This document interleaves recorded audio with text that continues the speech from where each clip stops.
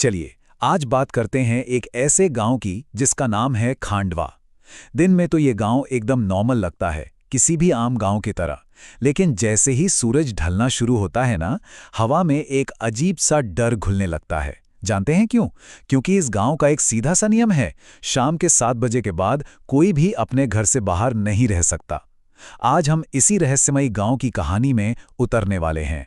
हर शाम जैसे ही घड़ी में 7 बजने वाले होते हैं, गांव के पुराने घंटे की आवाज गूंजने लगती है और उसके साथ ही एक ऐलान होता है, 7 बजने वाले हैं, अपने अपने घरों की तरफ बढ़ते रहें। और ये कोई मामूली अनाउंसमेंट नहीं है, ये एक चेतावनी है जो हर किसी के दिल में खौफ और एक अजीब सी बेचैनी भर देती है।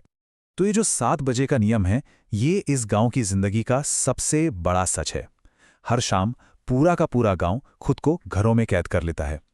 वो किसी चीज से डरते हैं, कुछ ऐसा है जो सिर्फ और सिर्फ अंधेरा होने पर ही बाहर आता है।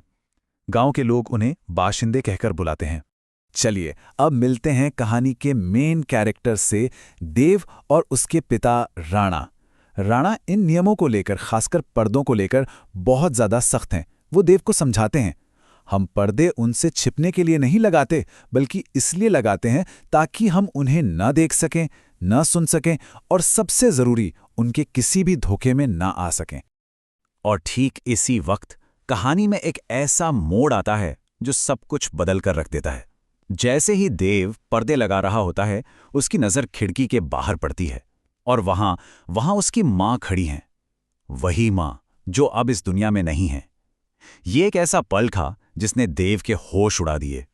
अब देव के सामने एक ऐसी कश्मकश है जिसका कोई जवाब नहीं। एक तरफ खिड़की के उस पार उसकी मां है जो कह रही है कि वो जिंदा है और उसे अंदर आने दे, और दूसरी तरफ उसके पिता की वो डरावनी चेतावनी उसके कानों में गूंज रही है कि तुम्हारी मां मर चुकी है।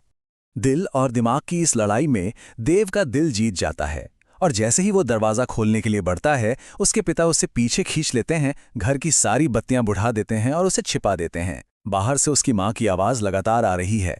अब सवाल ये उठता है कि अगर वो मर चुकी है तो फिर दरवाजे पर दस्तक कौन दे रहा है? अगली सुबह होती है, लेकिन रात का खौफ अभी भी हवा में है।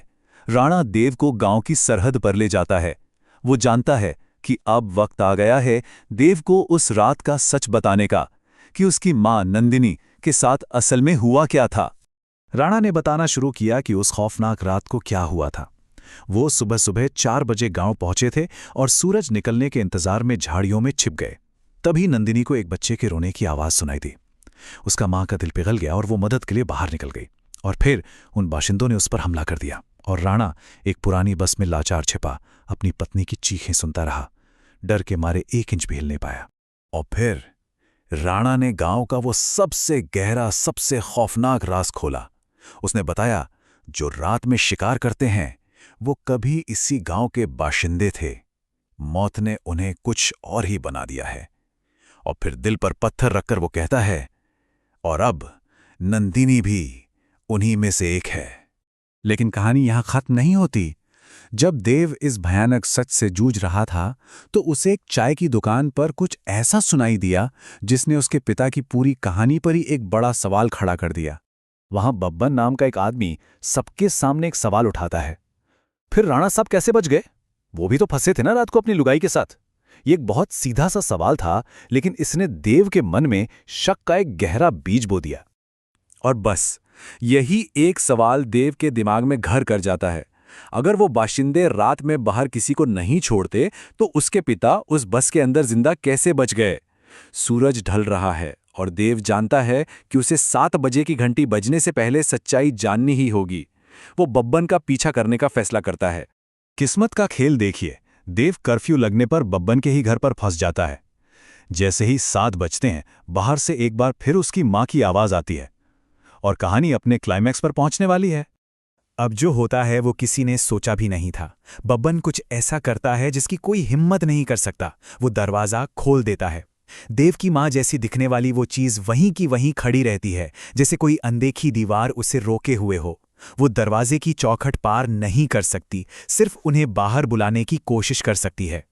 बब्बन बताता है कि उस रात के बाद वो चुप नहीं बैठा। वो उस पुरानी बस में गया जहां देव के पिता छिपे थे। ये पता लगाने के लिए कि आखिर वो कौन सी चीज थी जिसने बाशिंदों को अंदर आने से रोक दिया था। बब्बन को बस के अंदर कुछ मिला, एक बहुत ही मामूली सी चीज जो वहां लटकी हुई थी। वो थी एक साधारण सी रुद्राक्ष की माला, एक पवित्र धागा, और यही यही था राणा के बचने का असली राज। बब्बन ने कंफर्म किया कि उसने खुद ये तरीका आजमाया है। दरवाजे पर बस एक रुद्राक्ष की माला टांग दो और बाशिंदे अंदर नहीं आ सकते। ये एक पवित्र कवच की तरह काम करता है। यही है रात में जिंदा बचने का एकमात्र सच्चा तरीका। और इसी के साथ खांडवा की सबसे बड़ी पहेली सुलझ जाती है।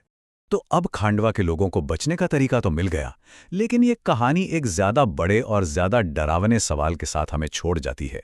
आखिर ये बाशिंदे हैं कौन? वो कभी इंसान थे, ये तो पता है, लेकिन अब वो क्या हैं और वो चाहते क्या हैं? शायद कुछ राज राज ही रहें तो बेहतर है।